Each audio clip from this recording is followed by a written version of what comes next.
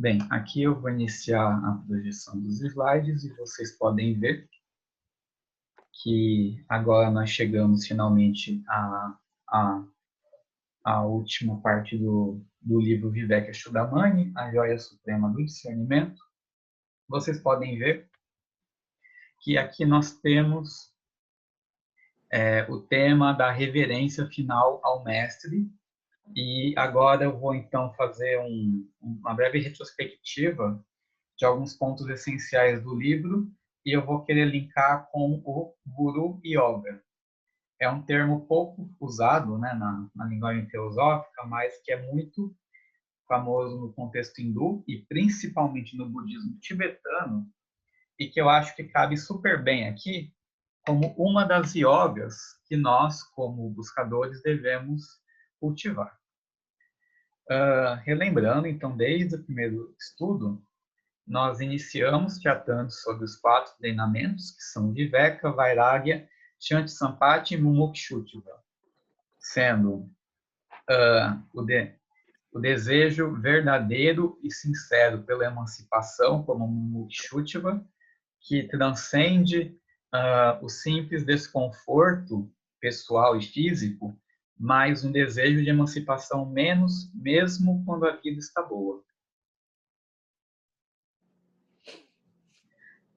A prática dos retos meios para a conquista da liberação, que vem da junção de Viveka com Vairagya, ou seja, o discernimento e a renúncia aos frutos do karma, e a mente tranquila e preenchida de chama, que é a Shanti Sampati. Com os 4 treinamentos sendo trabalhados pelo buscador,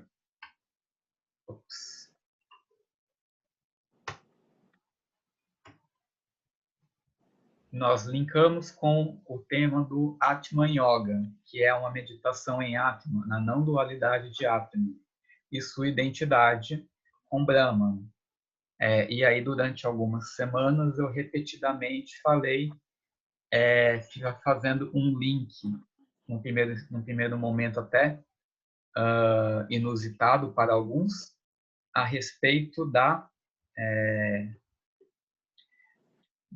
vamos dizer assim, da correspondência entre o Vivekachudamani e o Bhagavad Gita, já que o Vivekachudamani também diz que um dos trabalhos de autopurificação do buscador é justamente essa espécie de bloqueio, de equilíbrio, de luta contra o desregulamento das 3 gunas, que é o tema principal do Bhagavad Gita.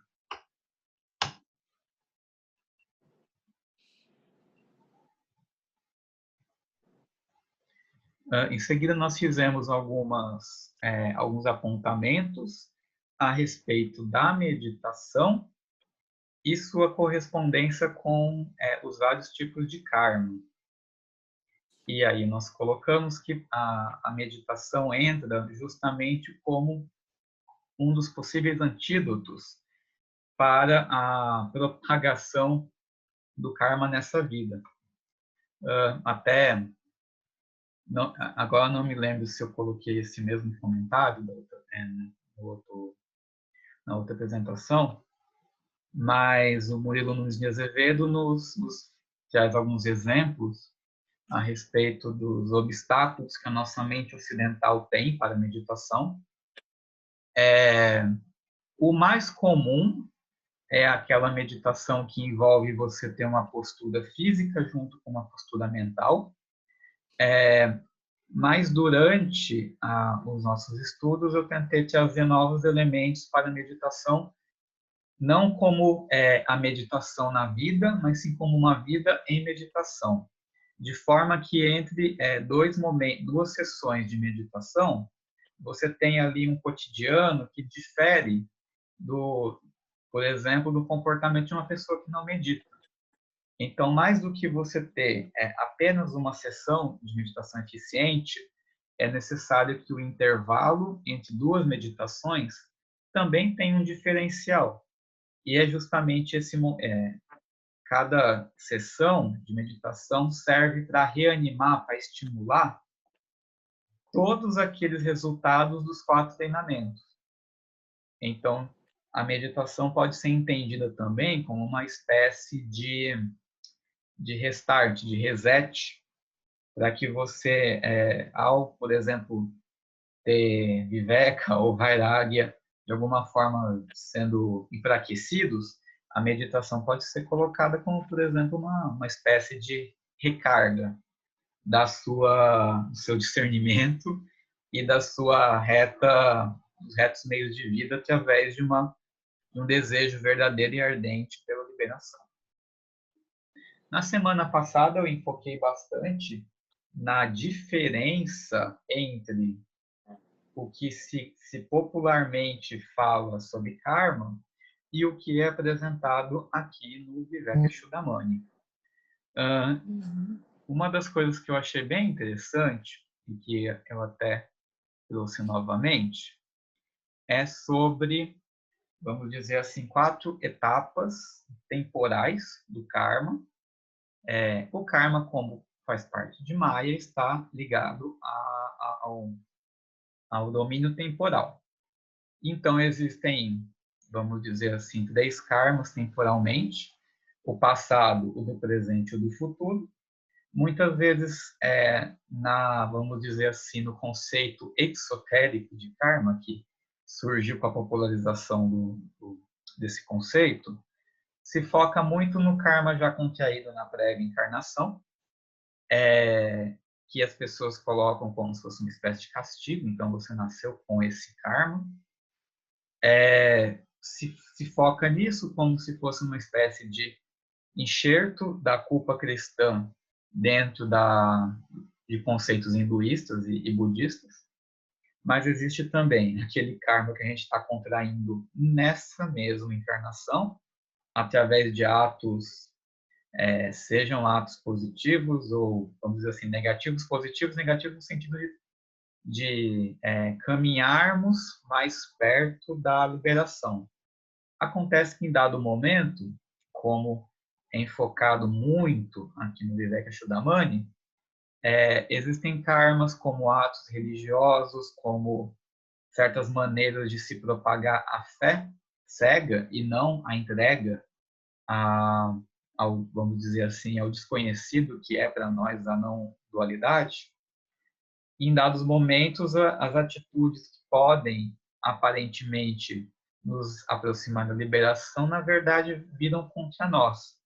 Então, geram fanatismo, geram apego, geram uma certa ilusão religiosa, que todos conhecemos muito bem, e que esse karma também tem que ser renegado e junto no bolo de Vairagya para o desapego.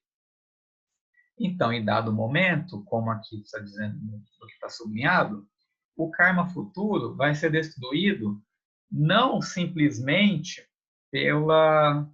vamos dizer assim, por pagar um karma nessa vida, como popularmente se fala, mas sim justamente pelo fogo do perfeito conhecimento. Então, Buda, por exemplo, pode muito bem ter sofrido muito numa vida, mas não foi esse sofrimento que o libertou, mas sim o perfeito conhecimento que ele atingiu. E não é por e a gente tem que refletir como nós enxertamos essa culpa cristã nas temáticas hinduístas, porque será necessariamente que, por exemplo, um passarinho que Buda, que Siddhartha Gautama, numa outra vida, por algum motivo, matou? Será que ele precisaria, antes de se iluminar, ele ter pagado o karma de ter matado esse passarinho? Eu sei que pode parecer uma dúvida meio besta, mas é o tipo de coisa que aparece quando você vai pensar o que se entende por karma popularmente, o que a gente pode encontrar nos textos vedantinos e budistas. Então, é necessário começar a ter uma reflexão maior a respeito do que realmente nós estamos falando e se nós estamos enxertando outros conceitos e se eles não estão se tornando justamente empecilhos para entendimento dos conceitos, mesmo no mental inferior, e muito mais o perfeito conhecimento obtido na experiência direta. César, no meu estudo que eu fiz do Ciência do Yoga, do Taimni, cara, quando chegou no capítulo, na seção 4 que fala de Kaivalya, e fala sobre esses três karmas, na verdade no livro ele fala do Parabda e do Sansita. Ele não chega a falar do Agami, que é o karma futuro, que está guardado lá no corpo causal, nos registros akásticos. Eu perguntei para minha orientadora, porque segundo, na visão do Time, cara, seria preciso a pessoa ter que haver vindas, de novo, reencarnações, para que ela tivesse terreno fértil, para que seja possível ela manifestar esse Sansita Karma. Esse karma que está, como que eu vou te dizer, acumulado, né? Tá guardado lá no corpo causal, no mental superior, para quando a pessoa tiver novas encarnações, né? Eu parto de um ponto de vista, cara, de um certo ceticismo em relação a essa afirmação do timing. Porque, segundo rumores aí, do que eu já andei lendo e algumas coisas do Advaita Vedanta da teoria do budismo Dzogchen, que fala que é possível o adepto atingir essa iluminação, esse estado de perfeição em uma vida. É possível atingir a vida, cara. Isso derruba a tese, então, de que seria necessário a pessoa ter que reencarnar as vidas para ter que queimar o Sansita Karma, para ter que manifestar o Sansita Karma, entendeu? Ou seja, Então, aí agora, entra de novo meios, naquilo que eu falei meios umas outras técnicos, semanas para você, que vai se encontrar várias definições e filosofias, só que em algum momento, e é isso que nós discutimos bastante na semana passada, que em algum momento vai ter que se sair da disputa lógica. E aí acho que você falou bem que é a posição do timing, porque de fato existem tantas definições de filosofias quanto existem buscadores. E eu acho que justamente é necessário, chegando, né, percebendo-se esse monte de conflitos, que aí você está falando assim, e aí entra em conflito, em contradição, por exemplo, com o Vedanta e o Dishong. Então, quer dizer que você está tendendo a acreditar muito mais nesses outros dois. Então, acho que é um bom momento para meditar um pouco mais com a alma, com o chakra cardíaco, porque acredito que você já chegou numa conclusão que até onde você poderia chegar com o mental. Eu falo isso porque senão pode virar um ciclo vicioso de uma vida inteira. E aí se perde essa encarnação em disputas lógicas. a questão que eu trago aqui, para ser discutida aqui, já que a gente está estudando o Viveka Chudamani, cara, e essa visão do Viveka Chudamani é uma visão que vem da visão do Shankaracharya, e até o que eu vi, todos os mestres do Advaita Vedanta que eu tive, eu testemunhei, né, veracidade na vida deles, Nisargadatta, Ramana, Siddhamaresh Maharaj, que é um mestre do Nisargadatta, todos eles fizeram aí a sua sadhana lá de 3 anos, 3 anos e pouco, mais ou menos, intensiva mesmo, e obtiveram essa realização, né, cara?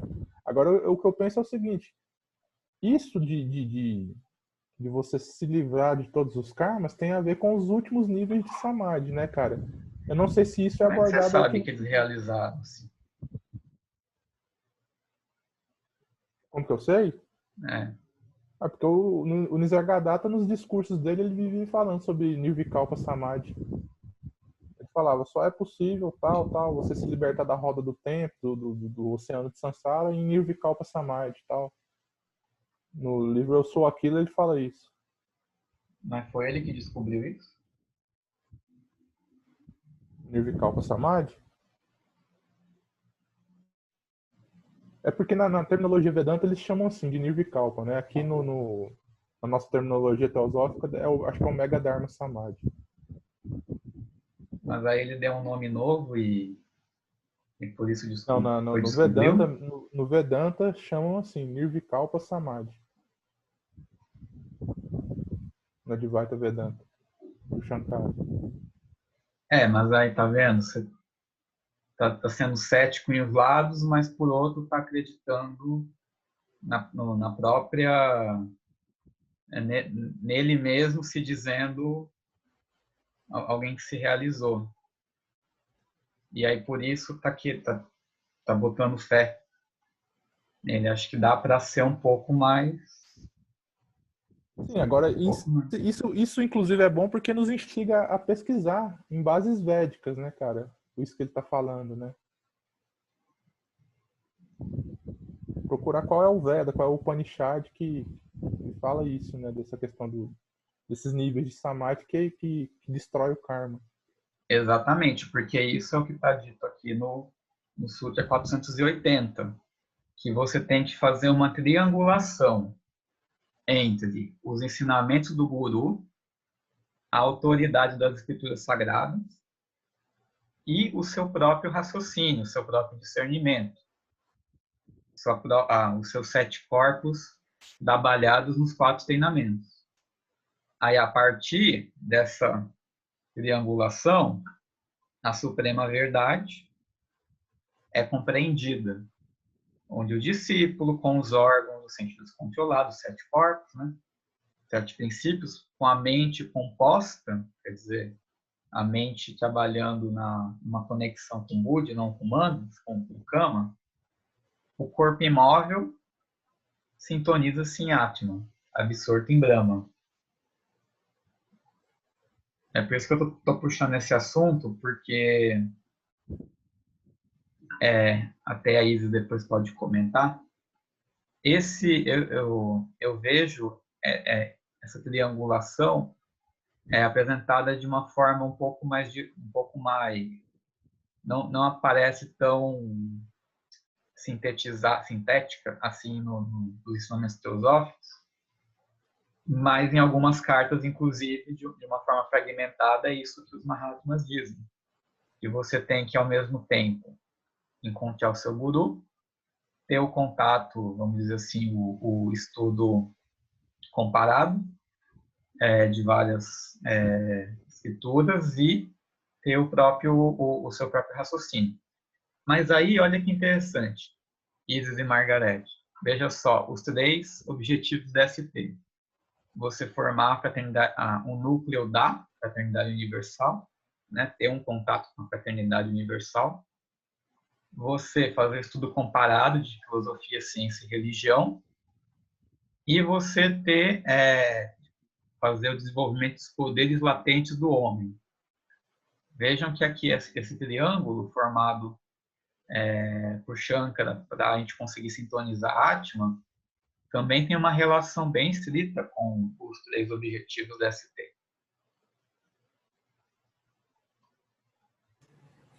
Você quer que eu fale alguma coisa, eu falo. Eu acho que existe um ponto delicado nessas generalizações, que é a senda do Bodhisattva e a senda do Pratyeka. O Pratyeka, ele se desenvolve sozinho. Ele vai estudando, vai se desenvolvendo, vai estudando, vai se desenvolvendo, vai estudando, vai se desenvolvendo, e ele não está ligado a um guru especificamente. Ele pode até estar ligado a uma pessoa que ele reverencia, mas não aquela união do caminho do Bodhisattva. No caminho do Bodhisattva, quando existe a compaixão, quando existe aquele ímpeto de querer servir a todos os seres, de querer trabalhar para a humanidade, então existe uma associação, um apadrinhamento do mestre de sabedoria em relação ao aspirante, e aí o caminho é totalmente dependente do guru. Por quê? Porque essa associação energética vai fazer o discípulo, o aspirante, se desenvolver muito mais rápido. Então, para que em 7 vidas ele possa se tornar ele próprio um mestre de sabedoria capaz de poder ensinar outros e capaz de ajudar de uma maneira efetiva. Então, eu sinto que isso precisa ficar claro, porque nem todo caminho espiritual é um caminho ligado aos mestres de sabedoria. Você pode ser um faquir, por exemplo. O faquir faz prodígios. Ele se desenvolveu a um ponto extraordinário. Ele se enterra e fica vivo. Ele dorme em cama de pedra, cama de prego, aquelas coisas todas que a gente ouve falar de faquir. Ele é um cara altamente desenvolvido. Ele se treinou assim por vidas, mas ele não tem um guru. Por quê? Porque ele não está num caminho de instrução ao próximo. O caminho do mestre de sabedoria é um caminho de compaixão, é um caminho daquela virtude bodhicitta, de viver para beneficiar a humanidade é o primeiro passo, praticar as gloriosas paramitas é o segundo, se desenvolver para o bem de todos os seres. Então, eu acho que isso deve ficar claro, que apesar de ser uma coisa relativamente teórica, deve ficar claro que pode haver um desenvolvimento pessoal, onde o indivíduo vai aprendendo, estudando, se treinando, aprendendo, estudando, se treinando, sem necessariamente estar ligado ao mestre de sabedoria. Então, isso que você falou, isso não é o que ocorreu com Milarepa? Milarepa, ele não pratica Buda? Ou Dhyani Buda, parece? Eu não sei com tantos detalhes. Eu sei que o Milarepa teve uma conversão muito importante, né? Ele, vamos dizer assim, estava no caminho do mal, se deu conta e reverteu o processo, né? É tudo o que eu sei em relação ao Milarepa. Agora, para mim, um exemplo do Pratyeka Buda é o faquir. Ele não está ligado ao mestre de sabedoria, mas ele desenvolveu suas potencialidades de uma maneira quase incompreensível para nós.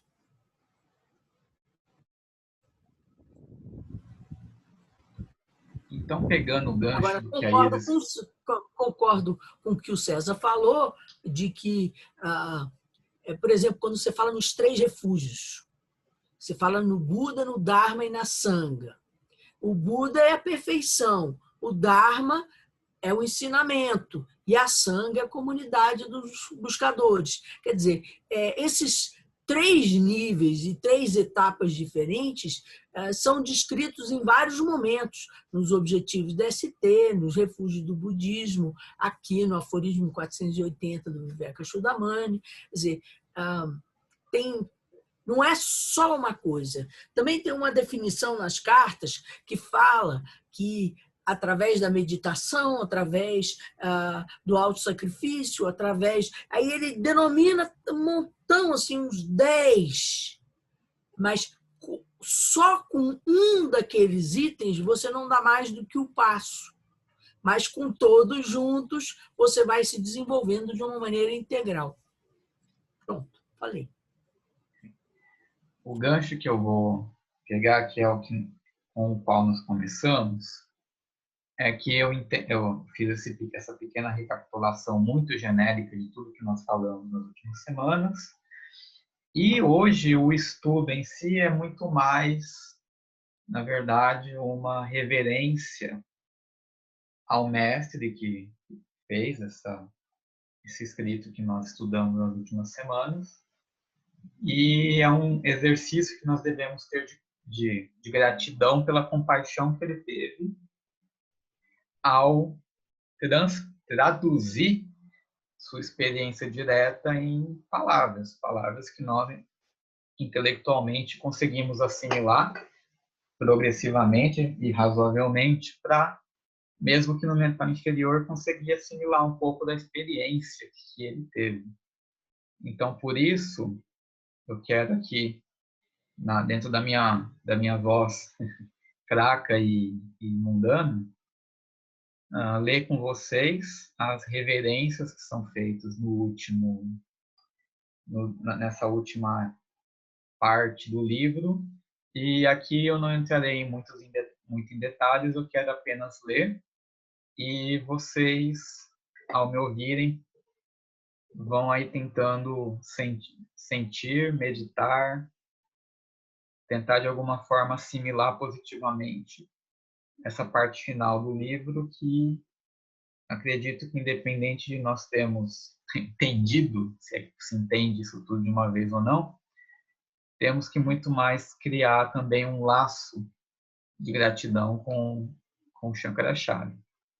Então, sou aquele Brahman que é como o espaço sutil, não dual, sem começo e sem fim, no qual todo o universo do imanifestado, até a matéria mais grosseira, é conhecido como sendo uma mera sombra. Sou aquele Brahman não dual que suporta e ilumina tudo, que está presente em todas as formas e que tudo permeia, vazio de tudo, eterno, puro, imóvel e não sujeito a qualquer mudança.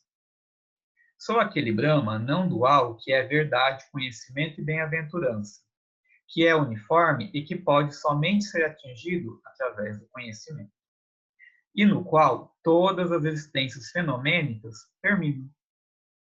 Sou sem ação, imutável, indivisível, sem forma. Não estou sujeito a qualquer mudança. Sou absoluto, eterno, não dual e não dependo de outro. Sou o universo. O universo é uma expansão de sua ideia em Brahman.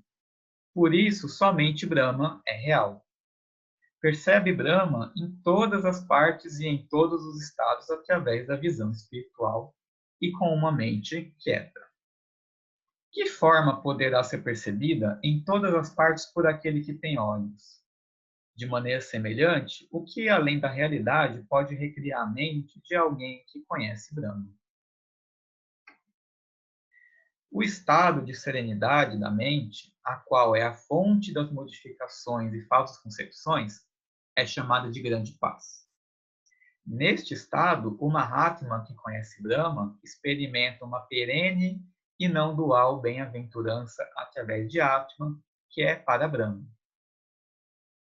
Para o Mahatma que plenamente atingiu a verdade, não há espaço ou lugar, tempo, nem sentar numa particular postura, direção, autocontrole, etc. Nem qualquer necessidade de um objeto como referência para causar a sensação da atividade mental. Daí pergunta-se, quando conhecemos o nosso ser, que utilidade quando conhecermos o nosso ser, que utilidade poderão ter essas condições de autocontrole? Pois o asceta, livre das ideias de desejo, sempre autossatisfeito porque mora em Atman, que tudo permeia, peregrina sozinho, desfrutando, entre muitas aspas, os objetos dos sentidos. Felicidade e miséria, bem e mal, pertencem ao que é apegado a objetos grosseiros, densos, e que se refere a eles como se pertencesse a si mesmos. Onde está o bem e o mal, ou seus efeitos, para o asceta, que cortou subitamente todos os seus elos e se tornou no real Atman? Aquele que está liberto do corpo e que alcançou a perfeição, permanece entre os divertimentos sensórios como o homem mundano, que ainda está sujeito a transmigração, as reencarnações, repleto de desejos engendrados pelo karma passado. Entretanto, ele vive tranquilo no corpo como espectador, livre dos desejos e mudanças, oscilações mentais. Ele é como o centro de uma roda. Assim como o homem é sempre um homem, mesmo quando desempenha, por exemplo, no teatro, um papel feminino. Assim, aquele que conhece Brahma e é perfeito é sempre Brahma e nunca um outro. Que efeito benéfico ou maléfico há para uma árvore se sua folha cai num canal ou rio, num lugar sagrado ou numa encruzilhada onde as 4 direções se encontram? A destruição do corpo, sentido, de prana, intelecto, é igual a isso que acontece com uma folha ou com uma flor ou um fruto. Mas não há destruição para a Atman, cuja essência é verdade e que é a corporificação do bem e da bem-aventurança. Ele permanece como essa árvore. Onde está o renascer para aquele que se tornou o próprio Brahma e cujo corpo grosseiro, sutil e causal, originados na ignorância, foram queimados pelo fogo da sabedoria devido à união com Atman, que é a identidade de Brahma, com a personalidade inferior, que é a existência que realmente existe. Portanto, essas duas, tanto a servidão como a liberação, são criadas por Maya e não existem em Atman. Como pode, então, algo limitante, um ser limitante, pode ser atribuído à suprema verdade, que como o espaço é indivisível, sem ação, calma, irrefutável, imaculada e sem um segundo, já que não está imersa no tempo. Tendo assim ouvido os ensinamentos do Guru, o discípulo saúda respeitosamente. Então, liberto da escravidão, com a permissão do Guru, vai embora. E o Guru, cuja mente está mergulhada no oceano da real existência e bem-aventurança, continua incessantemente a se movimentar, purificando todo mundo. Assim, na forma de um diálogo entre o Guru e o discípulo, é revelada a natureza de Atman, de forma a permitir que os que aspiraram à libertação possam alcançar o conhecimento mais facilmente. Possam, então, aqueles ascetas que aspiram à liberação e que se dedicaram e se deliciaram nos textos sagrados e que já renunciaram aos prazeres do mundo e expurgaram todos os vícios de seus corações assim desfrutados, que tenham mentes subjugadas e que conseguem respeitar estes saudáveis ensinamentos. Essas palavras de Shankara, que asseguram o Nirvana, ultrapassam todas as outras e apontam o oceano de néctar que está ao nosso alcance. Do não dual Brahma, que dá felicidade àqueles que sofrem de fadiga e sede, causadas pelos raios do sol da tríplice miséria, na estrada da mutável existência, peregrinando numa região árida à procura de água. E é assim que termina a joia suprema do discernimento de Shankaracharya. Com isso, foram apresentados os 4 treinamentos, foram apresentadas visões, talvez novas para alguns de vocês, a respeito de karma, de meditação, de yoga, em novas vestimentas, no caso, como Atman Yoga, e agora, por final, Guru Yoga. É importante lembrar que de salientar que muitos desses temas têm uma assustadora convergência com alguns textos do budismo tibetano, então é muito interessante poder ter a liberdade de olhar para os dois simultaneamente. E esse tema da Guru Yoga é um tema bastante delicado porque é o tipo de tema esotérico, no sentido de que é necessário quase que um merecimento para se atingir esse tipo de se ter contato com esse assunto. Os meus amigos budistas, vamos dizer assim, mais ortodoxos do budismo tibetano, eles são bastante críticos a gente apresentar esse tipo de tema publicamente. Mas como aqui nós estamos no esforço de fazer uma popularização desse tema mais de uma forma rigorosa, respeitosa e sincera, eu espero que vocês tenham podido, de alguma forma, assimilar o que tem de positivo, né, desse estudo. E desde já eu digo que tudo de bom que vocês possam ter assimilado desse estudo tem todos os méritos para Shankara, e tudo que pode ter acontecido de mal entendido ou de explicações superficiais ou rasas são demérito meu. Então espero que vocês não, em tudo que tenha estado de dúvidas, vocês não por isso desistam de continuar se aprofundando nesse livro. Bom, é só isso que eu tinha para falar. César, mandei uma imagem no chat, cara. Pode abrir para compartilhar na sua tela aí, por favor? Um gráfico que eu vi numa das palestras do Barend Burhan, do seminário que teve da Blavatsky. Aproveitando que a Isis está aqui, esclarecer essa dúvida logo, né? Tá, mas antes de você tirar a dúvida com a Isis, alguém quer fazer algum comentário a respeito do estudo de hoje e dos temas que nós abordamos nas últimas semanas?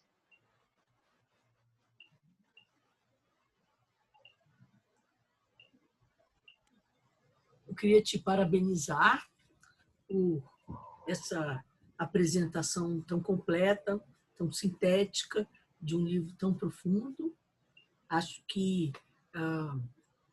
a gente tem que mergulhar nele mais profundamente para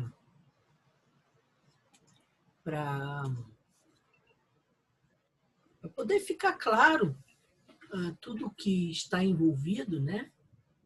A gente vai necessariamente chamar a atenção de nós mesmos, alguns pontos mais do que outros, né? Mas você colocou de uma maneira muito legal e estou contente de ter participado desse grupo. Obrigado, Isis. Estou até apertando aqui uma coisinha para não deixar o seu elogio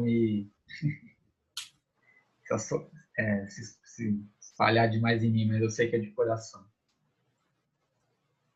E eu sei que se não tivesse sido bom, você não ia falar, ia me dar bronca. Então... É fiada para isso mesmo, né?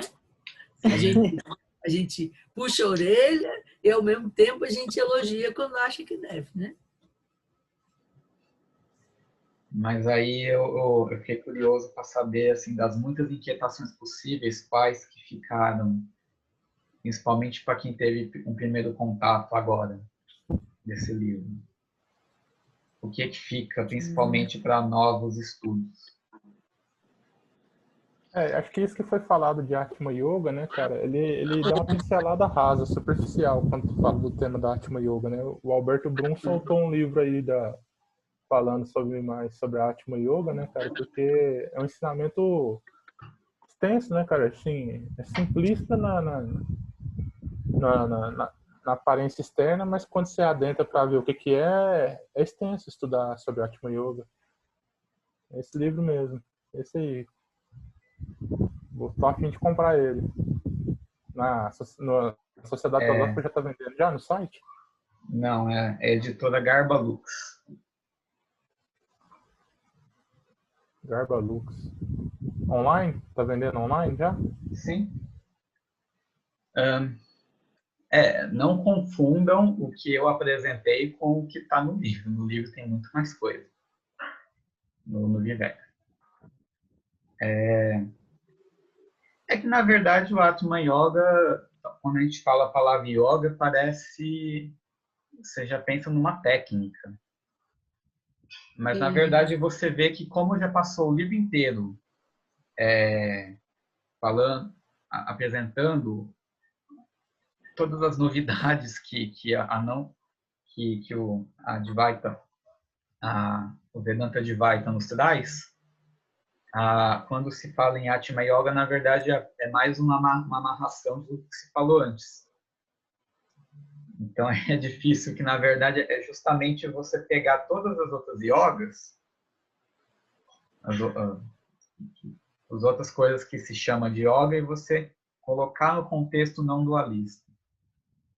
E aí você tem que estar com os treinamentos em dia, tem que estar com acompanhamento no guru, tem que ter se desenvolvido em vários temas. Então, acho que é porque quando chega no final, você tem esse Atma Yoga, na verdade, é uma compilação de todas as outras yogas, só que num contexto não Quando dualista. você fala de guru, César, sim, por exemplo, o Nisargadatta era da linha da Advaita Vedanta e teve o guru dele, que foi o Siddhamaharaj Maharaj.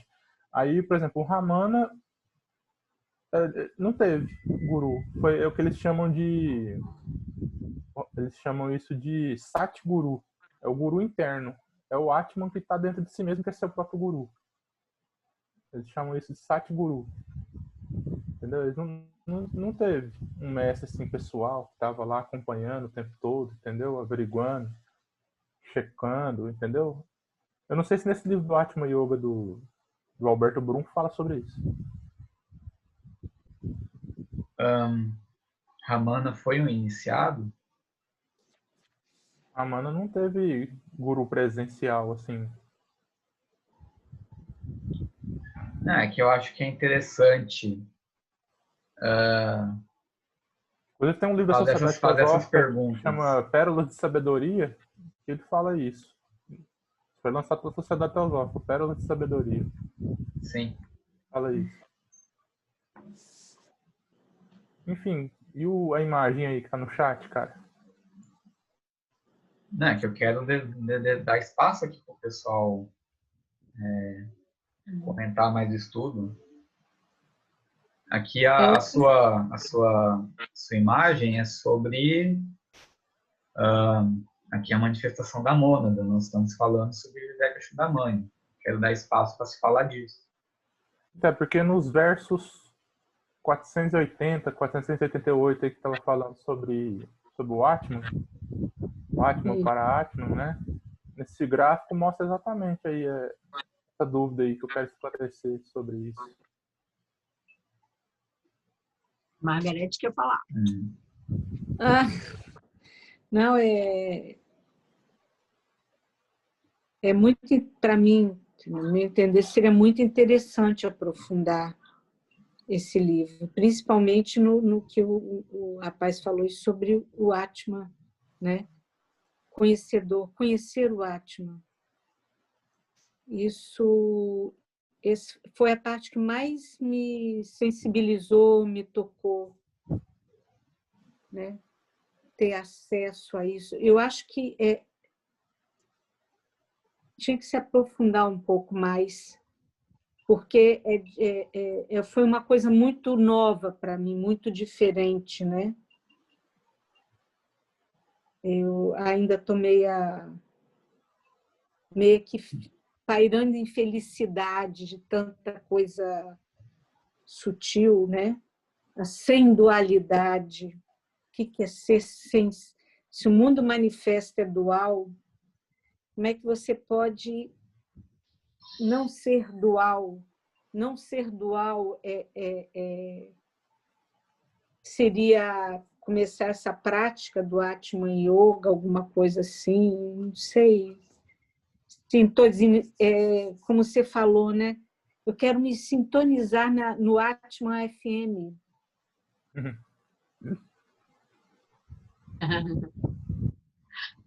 Muito boa.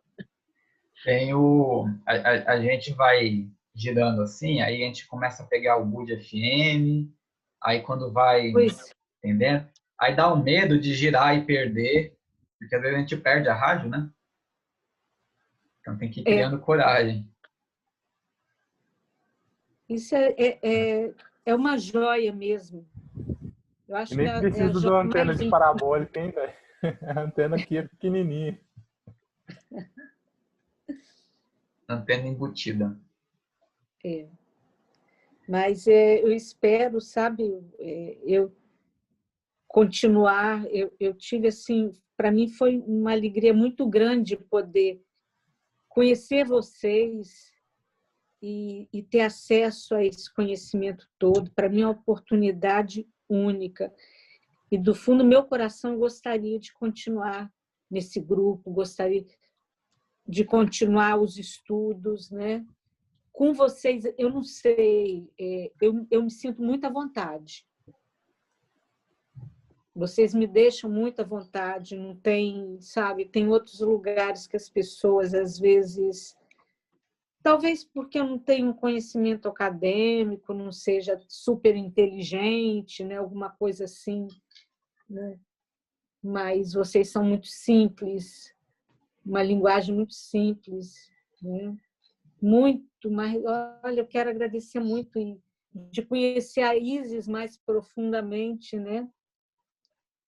Todos vocês, gratidão eterna. E no dia que eu for a São Paulo, eu vou na sua casa. Preparar um cantinho aqui. Minha mãe vai fazer você comer até venha sem tomar café. Não, eu vou levar pão ainda.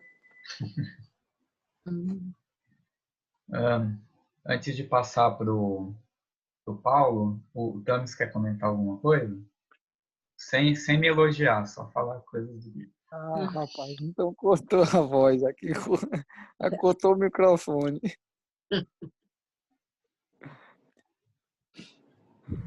Rapaz, era só agradecer mesmo, né? O estudo é enriquecedor, a sua didática, não é querendo lhe elogiar, mas ao mesmo tempo sendo, Cuidado.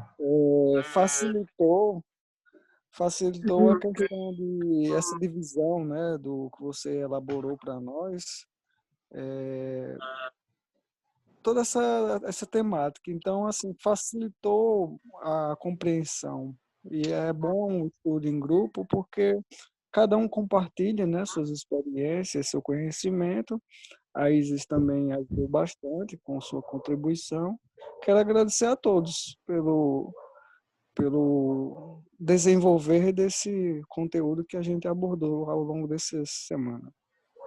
É isso. Valeu, Thanos. Essa divisão em temas, eu acho que eu não ia ser doido de dar esse estudo se eu fosse fazer de seguido. Assim, porque acho que até o facilitador ia acabar se perdendo facilmente. E, parênteses, porque as traduções, mesmo em português e também as inglesas, elas não são como a Bíblia, que tem os versículos bem consagrados, sabe? Tem, por exemplo, outras traduções em inglês que tem 5 versículos a menos. Então, ou 2 a mais do que esse. Então, essa parte da divisão é bem importante. Que aí você pode pegar uma outra tradução, uma outra edição, e já se perde, porque não... Que originalmente é um textão, assim, corrido. E aí os sutras numerados já são uma facilitação que os editores criaram. Então esse texto, assim, aos pouquinhos vai ficando menos difícil de você entrar nele, né? Surgiu os versículos, agora os grupos vão criando as temáticas, e aí é bom, né? Pelo menos no mental inferior já está entrando, agora tem que ir mais fundo.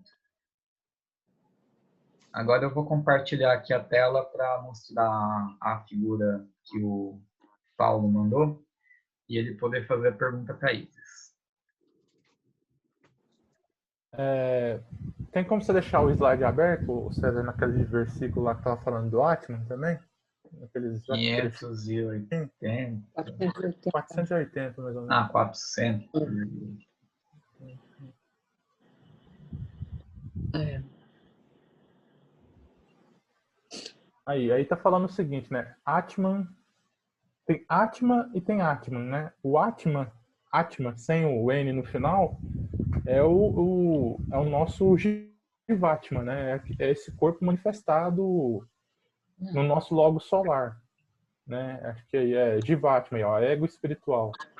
É o Atman. Agora, quando se fala Atman, ainda tá falando assim, ego divino, né? Então, Atman já seria o que seria a mônada, então, ou o primeiro raio saído da mônada, aquilo que o Baren Burhan chamou de Sutratman. O Atman ainda é o Sutratman, ainda está dentro da manifestação do Sutratman. E quando coloca assim para Atman já é algo que dá origem à mônada, é anterior, sim, ou é aquela parte da mônada que não se manifesta, aquela parte da mônada que ele fala que permanece. E qual é a sua pergunta? Essa relação que quando o Vivekachudamani coloca fala que o Atman é absoluto, então seria como dizer, ele está falando que ele está se referindo aqui no Vivekachudamani a essa porção da mônada que não se manifesta, ou seja, essa porção da mônada que dá origem ao Sutratman. Isso.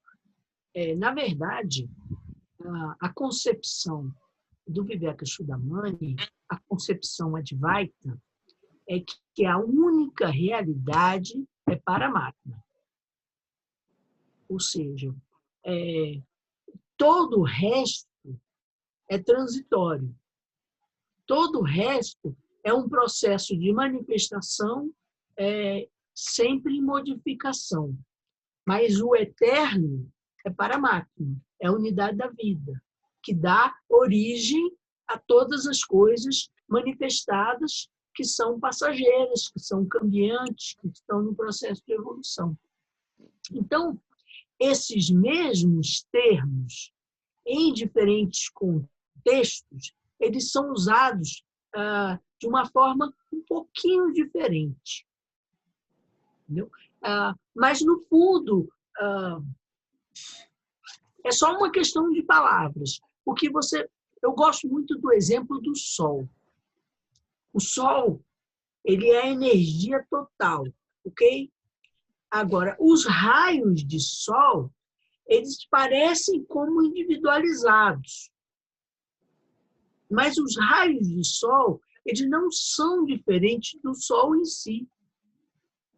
Então, aquilo que é manifestado, que vem o Atman, o Jivatman, e tudo isso que chegando até o corpo físico, é um raio de Paramatma. É uma emanação de Paramatma. É a energia suprema que assume formas transitórias. Mas a energia suprema, ela é uma só. E por isso se fala da unidade da vida. Não sei se eu esclareci ou se eu confundi, mas de qualquer jeito. E uma menina perguntou lá, Isis, na conferência, acho que essa pergunta dela ficou sem resposta. Ela perguntou se esse raio do Sutratman ele seria a mesma coisa do Antakarana, o elo que liga a mente concreta na mente superior, né? Se esse canal do Sutratman não seria essa mesma coisa do Antakarana. Com certeza, com certeza. O Sutratman, na verdade, é o que nós chamamos de eu superior, não é? O, vamos dizer, o lugar, ou a coisa, ou o fio. Você pode dizer de várias formas, mas a imagem é de um fio no qual as várias encarnações vão sendo penduradas como um colar.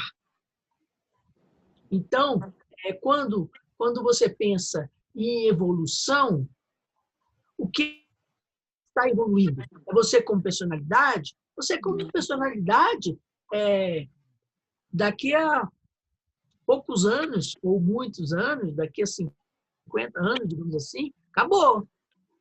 Mas a essência dessa personalidade vira como uma pérola nesse cordão de Sutratma, que é o seu verdadeiro ser. Mas mesmo o seu verdadeiro ser, ou Jivatma, ele é uma emanação da energia eterna. Então, você pode falar em vários níveis. Quando se fala de Antakarana, está se referindo ao ser encarnado que tenta acessar algo do seu verdadeiro ser. Então, é essa ponte construída pelo eu inferior que vai possibilitar que algo do seu mental abstrato e do seu búdico, e do seu átmico, possam se fazer presente na vida. Na verdade, se não tivesse presente em algum nível, você já estaria morto. Mas em algum nível. Só que você não é consciente, você é mais consciente das energias grosseiras da personalidade, do físico, do astral e do mental concreto. Então, o Antakarana é a ponte que te liga ao seu verdadeiro ser. Naquele exemplo da carruagem dos Upanishads, o corpo físico é a madeira, os cavalos são as emoções, o cocheiro é o mental concreto. Mas o cocheiro, ele precisa, primeiro, ter a madeira, ok. Segundo, ter os cavalos nas suas rédeas, vamos dizer assim, ter controle sobre os cavalos. Depois, ele precisa saber o que o passageiro veio fazer, porque a carruagem não só existe para levar o passageiro a algum lugar. Então, a comunicação entre o cocheiro e o passageiro é o Antakarana, que se faz especialmente através da meditação e um pouco também através do estudo, se você consegue acessar, vamos dizer assim, algo de intuição, algo de uma percepção maior, ele está nessa comunicação da sua mente concreta, que é o cocheiro, com o passageiro, que é o seu verdadeiro ser, que veio encarnar nessa personalidade para desenvolver certos aspectos, para pagar certos karmas, para andar numa certa direção. Eu gosto muito desse símbolo da carruagem, porque ela mostra as várias dimensões do nosso ser, todas conectadas numa única direção. Porque se a madeira está quebrada, ou se os cavalos não querem sair do lugar, ou se o cocheiro não sabe o que o passageiro quer fazer, toda a coisa está meio solta, meio destramelada. Mas na medida em que você alinha as várias dimensões do seu ser, então você possibilita que algo da sua verdadeira natureza possa se manifestar nos níveis concreto mental concreto emoções, concreto corpo físico. César, deixa eu te perguntar, amigo, aqui no Vivekachudamani ele menciona algo relacionado ou semelhante ao que se chama de Samadhi na Raja Yoga, né? Ele se refere a estados de consciência de Sim, Samadhi. Ele inclusive usa a palavra, deixa eu ver se eu coloquei aqui. Botei errado.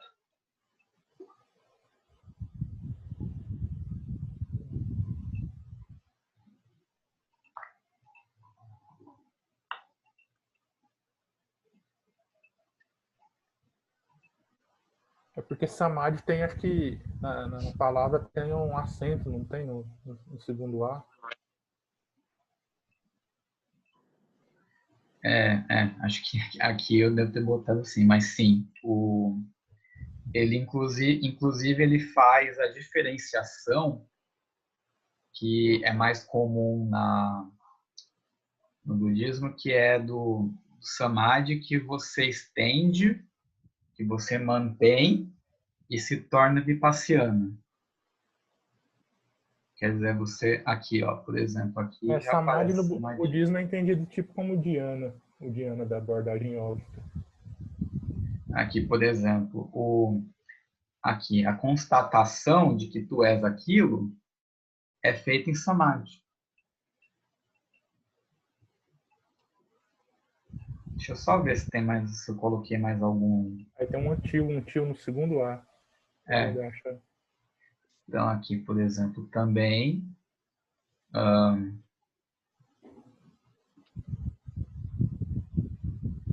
Ele coloca, ó, por exemplo, aqui, a percepção do Logos, de Paramatma, só é acessível através de Samadhi. Aí deixa nesse slide aí, deixa eu só fazer mais uma pergunta aqui para isso. É o seguinte, Isis, quando fala sobre Paramatma, Paramatma, que é o Logos, né? Fazendo um estudo comparativo paralelo com a consciência do yoga lá no sessão 4, ele fala que o Nirbija Samadhi, que é o Samadhi onde já se está livre ou dissolvendo o corpo átmico, você já está começando a ficar liberto das limitações do corpo átmico, né? Aí acima de Nirbija Samadhi ali já vem o Mega Dharma Samadhi. Eu queria saber o seguinte, se quando adentra nesse estado do Nirbija Samadhi, que já você já começa a se libertar das limitações do corpo átmico, se o Jiva, o adepto, já começa a ficar livre de toda a dualidade, ou seja, toda a dualidade implica também todo o efeito do karma também, e é esse Sansita Karma, né? Esse estado de Samadhi, que é além do Nirbija Samadhi para cima. Segundo eu entendo, o indivíduo está livre do karma bem antes de se tornar um Mahatma, antes de chegar a esse Nirbija Samadhi. O Sasmita, chama Sasmita Samadhi. Na verdade, existem vários tipos de Samadhi, né? Um Samadhi do mental concreto, um Samadhi do mental abstrato, um Samadhi búdico, um Samadhi átmico, né? Quando você chega no Maha Mega Samadhi, né? Mas, segundo eu entendo, a questão do karma é bem antes, quando o indivíduo aprende a atuar no que eles chamam como que chama? Esqueci a palavra agora. Niskama Karma.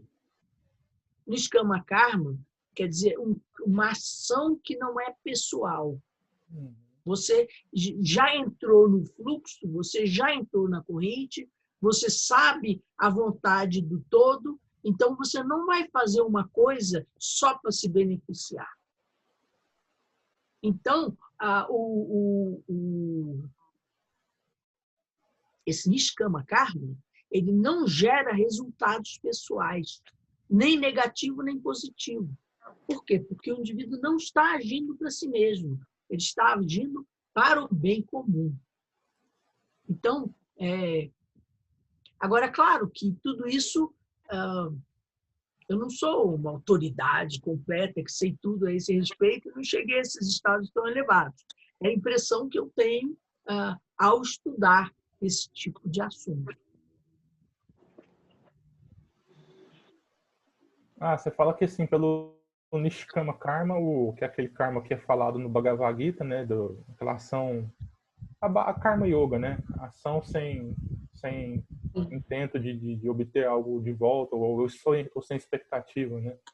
E isso aí já vai, como é que eu vou te dizer, eliminando o Sansita Karma, né, ou então, pelo menos, de acordo com a coisa boa que você faz em vida, você quita o débito com algo que já está no Sansita Karma, né. Olha, tem um artigo, que agora eu não vou saber o número, que o César não mencionou e que, para mim, me chamou muita atenção, lá no fim, lá nos 400 e tantos, que fala como o indivíduo que já se libertou reage ao karma.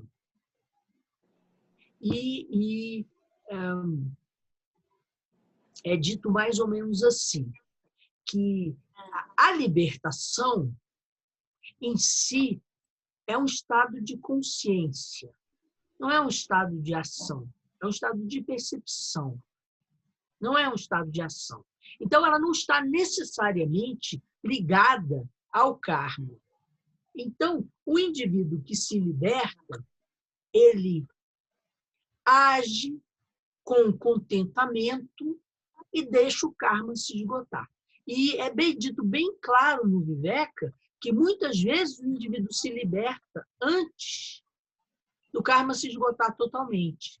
E ele passa com contentamento pelo karma, inclusive para dar exemplo aos outros. Porque o que o homem, o sábio, faz, os outros repetem. Então, nem que seja só para que outros vejam o que ele está fazendo, ou como ele está lidando com os remanescentes dos seus restos kármicos, ele se mantém com um contentamento dentro da situação kármica. Isso está dito com todas as letras, lá pelo aforismo 400 e tanto. Interessante, muito curioso. Só uma última dúvida agora, para acabar, para a gente encerrar. Eu tenho... É um pouco meio fora da literatura isso, mas já que o César citou o Bhagavad Gita, né?